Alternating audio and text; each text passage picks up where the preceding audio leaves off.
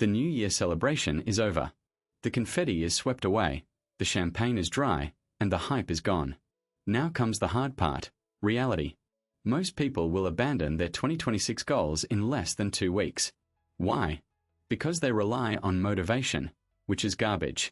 To win this year, you don't need motivation. You need radical focus. Welcome to the Monk Mode Protocol. Let's build the system that will make you unrecognizable in 6 months. Phase 1. The January 15th Cliff. Why 90% of people fail their resolutions in 2 weeks. By mid-January, most resolutions fail to gain traction, undone not by lack of desire but by a mismatch between zeal and daily practice. The motivation trap is real enough to feel almost scientific. People peg a bold outcome to a single decision, then assume motivation will carry the rest of the way. The January 15th cliff sits like a real hinge point where initial excitement collides with friction and habit proves stubborn. Goals collapse when they demand a wholesale rewrite of daily routines. Unrealistic cadence, exercising twice a day, fasting, grinding on side projects all at once, sends the brain into a cognitive tailspin. People confuse intention with identity, thinking I want to be healthy equals I am healthy. But identity is a stubborn crystallization. It shows up in the way you refuse to press snooze or open the app you are trying to quit. Environment is a silent partner. Social feeds, family schedules, and looming deadlines all push you toward the easy path. This is where monk mode, also called ghost mode, steps in as a counterweight. It's a period of deep work and isolation designed to protect your focus from the noise of society. Prepare a short window, set a single habit to anchor the day, and seal off distractions. Create a fortress mindset, a dedicated space, a fixed schedule, and a plan that tolerates no excuses. Daily practice becomes less about motivation and more about identity. You become someone who shields time for real work. 2 weeks at the cliff is a meaningful test. It's long enough for a habit to reveal itself, short enough to bail if you're not serious. During this period, reduce noise, turn off non-essential alerts, set a single non-negotiable task for the morning, and block time for deep work. If the work is writing, the task might be 2 30-minute sessions of uninterrupted drafting. The point is not perfection but momentum. The fortress is a temporary sanctuary that trains your focus muscle so you can carry the gains back into everyday life, even when the noise of society comes creeping back. Phase 2. What is monk mode? It is not becoming a priest. It is strategic isolation to build your empire. Monk mode is a period of deep work and isolation designed to protect attention, force decision-making, and produce tangible momentum. It is not a declaration of priesthood or retreat from life.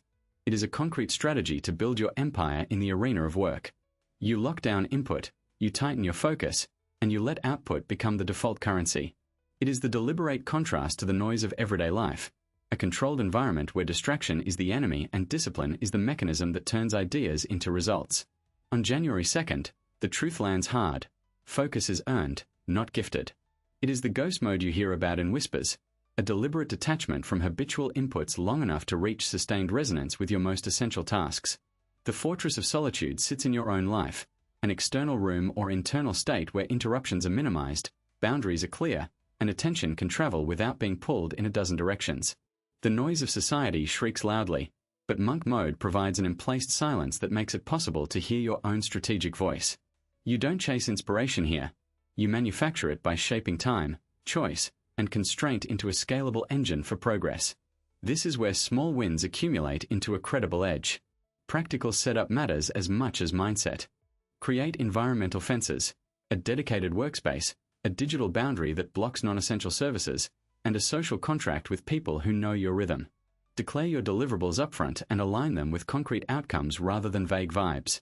Structure your day around long, uninterrupted blocks for high-value work, interspersed with intentional rest and quick check-ins that don't derail your trajectory.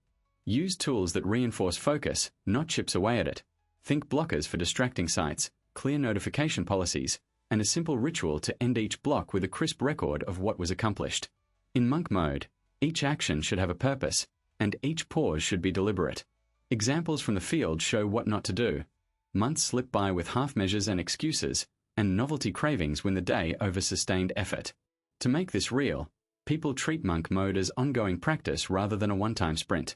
They restrict social feeds, negotiate a period of absence from non-essential meetings, and replace low-return activities with work that compounds over time. When a breakthrough arrives, It feels like a lucid leap forward rather than a lucky break.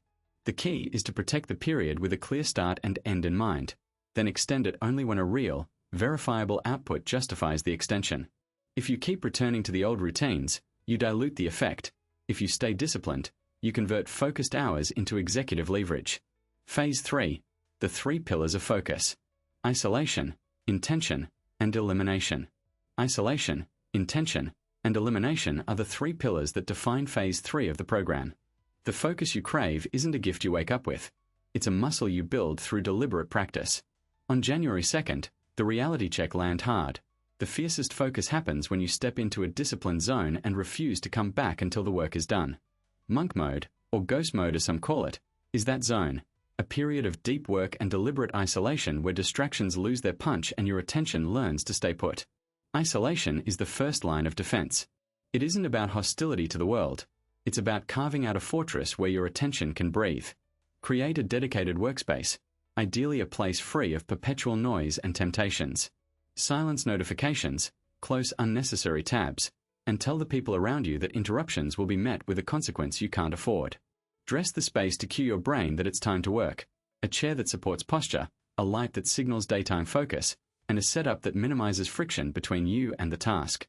The fortress of solitude exists not because you're antisocial, but because you're choosing to let one thing matter more than the clutter of the moment.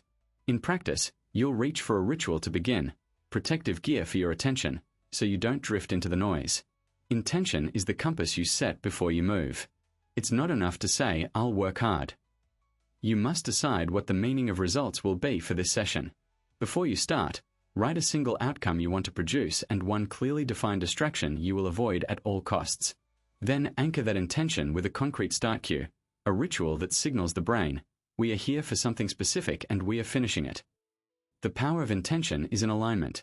The task, the metric, and the time frame all line up. You'll often find that a well-chosen intention reduces cognitive drift. The brain's internal chatter quiets because there's a concrete target visible at the end of this tunnel. Treat intention as a contract with yourself, not a vague commitment you'll renegotiate as excuses arise. Elimination is the ruthless pruning of cognitive load. If your to-do list is a tree with branches that never end, you'll never reach the fruit. Cut the non-essential tasks, stop chasing every new demand, and batch the rest into predictable blocks. Digitally, this means trimming feeds, turning off non-urgent alerts, and automating or delegating what doesn't require your unique attention. Social media, crowded inboxes, and irrelevant meetings become guilty until proven innocent. The evidence is your steady stream of deep work, not the latest ping. Operationally, you implement elimination by creating guardrails, fewer projects at a time, a strict gate for new tasks, and a policy that you only accept work that clearly advances your current objective. The goal is to reduce decision fatigue so your mind can stay crisp on the task that matters. The payoff is real, and it's not cute. The fortress of solitude isn't a retreat from life. It's a selective shelter from noise so you can produce something meaningful. Monk mode becomes your ongoing practice, not a one-off stunt. The crowd's chorus, the new year, new me crowd, may shout about instant transformation, but you know better. Focus is a muscle you train daily, not a mood you ride for a week. Keep your rituals simple, your outcomes honest, and your environment uncompromising. Stay in the zone long enough, and the work compounds in ways you can actually measure by results, not by intention. If you stay committed to isolation, intention, and elimination, you'll find your own fortress becoming sturdier, and the noise around you losing its grip. Phase 4. Digital minimalism. You cannot have godlike focus with notifications on. Kill the noise. Notifications disrupt deep work by triggering cognitive switches and pulling your attention away from meaningful tasks. Digital minimalism is the defender of attention. It means pruning inputs to what actually matters. In practice, it's about choosing environments, tools, and habits that support sustained concentration. The aim is to make distraction the exception, not the default. Monk mode, or ghost mode, is a planned stretch of isolation and intense work. Think of it as a fortress of solitude, built to keep out the fanfare of the outside world. The noise of society is loud and persistent, and it pretends to help you, but it mostly distracts. The rules are simple: restrict communication, reduce tools, protect time. The goal is to push deep work through long, uninterrupted blocks and to train your mind to stay on task when the world keeps signaling for attention. Audit every notification and decide what truly matters. Turn off non-essential alerts on devices. Use Do Not Disturb or Focus modes to silence everything except critical alerts. Batch communications into 1 or 2 windows each day. Respond on your schedule, not on impulse. Hide tempting apps or remove them from the home screen so they don't lure you back to desire. Use a single device for deep work and reserve another for emergencies or quick checks only. Set a clear start and end time for each monk mode block.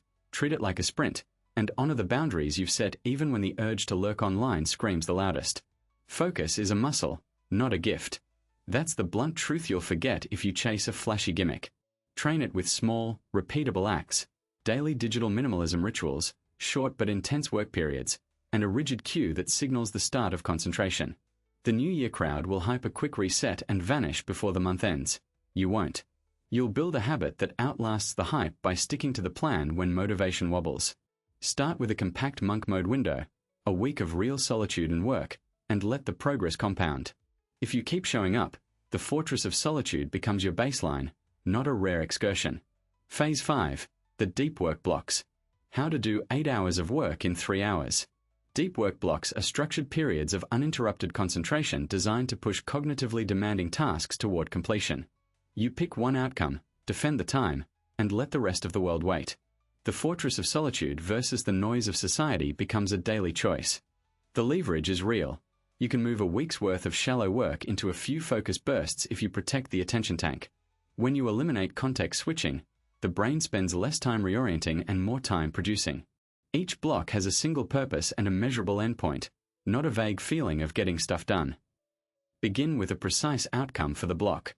Decide what done looks like before you start, not after.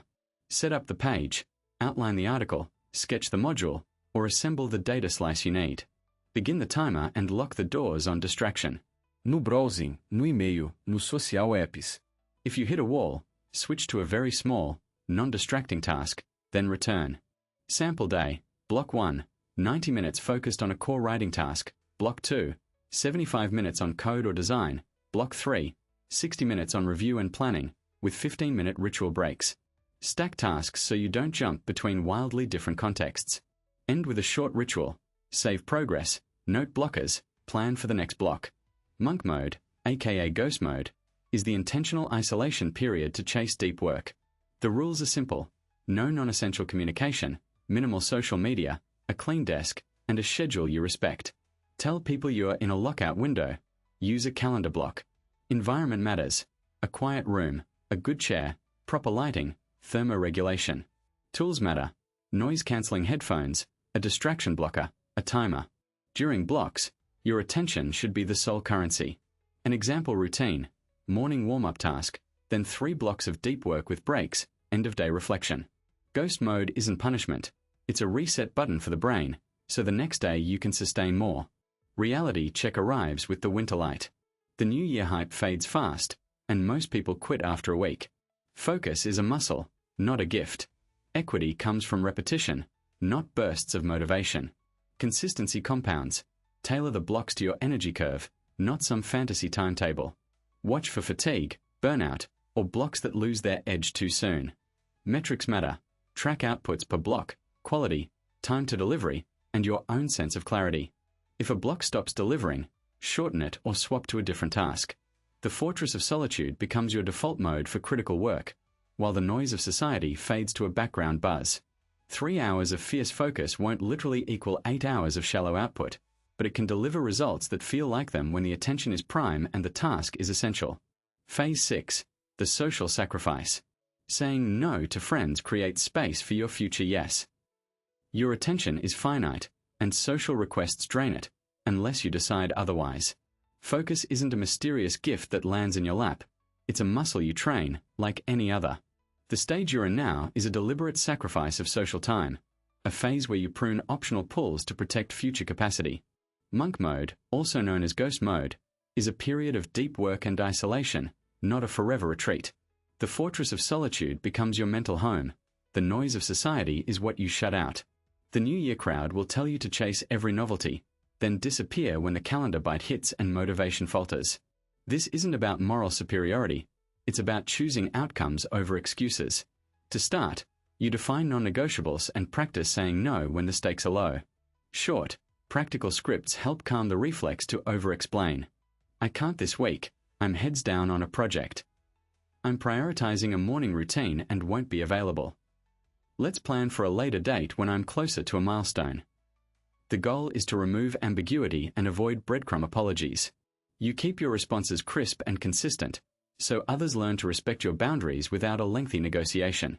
You can offer a genuine alternative time, but only if you truly intend to follow through. And you schedule that follow-up like you schedule a critical task, because without a concrete commitment, nothing changes. Monk mode isn't abstinence for its own sake.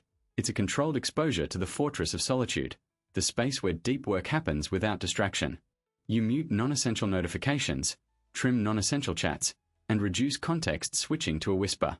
The goal is to convert the social capital you don't spend into future capability. When friends push, you don't retreat into self-pity. You repeat your boundary with calm precision. The noise of society fades when you remember what you're building and who you're becoming. You don't pretend this is permanent. You treat it as a strategic sprint with a clear endpoint, after which you'll reallocate time to meaningful connections without sacrificing the work you've done. The payoff isn't just productivity, though that matters.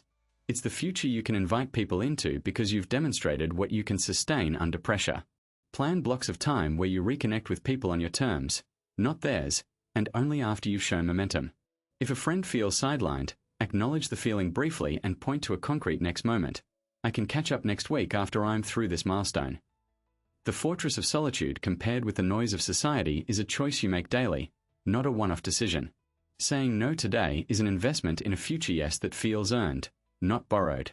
You'll become the kind of person whose yes carries real weight, and that makes the invitations worth saying yes to again. Phase 7. The transformation. Who you will be when you re-emerge in July. Transformation comes from repeated, deliberate practice, not wishful thinking. On January 2nd, the air is thick with promises that tend to evaporate by week 2.